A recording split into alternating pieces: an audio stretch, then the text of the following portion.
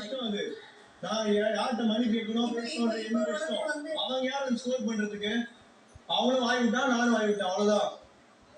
அவங்க பிரச்சனைக்கே நான் போறது கிடையாது. அவங்க பக்கமே நான் தலை வச்சு படுறது கிடையாது.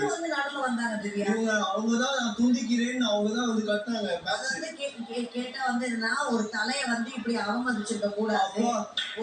அவங்க கால இருந்தானே எப்ஜே கால இருந்தானே, சாண்ட்ரா அக்கா கால இருந்தானே, அப்ப அவமதிக்கலையா தலைய? யாருக்கு சண்டை நடந்தாலும் அவங்க தான் பேசிக்குவாங்க. அவங்க சண்டை அவங்க அதை பார்க்கணும். நான் சொல்லல, இப்படி ஓபன் அட்ரஸ் பண்ணும்போது நம்ம எப்படி அமைதியா இருக்க முடியும்? வார்த்தைகளை சொல்றேன் நானு, வார்த்தைகளை சொல்றேன். தப்பா போனா கேட்கதான் செய்வோம்.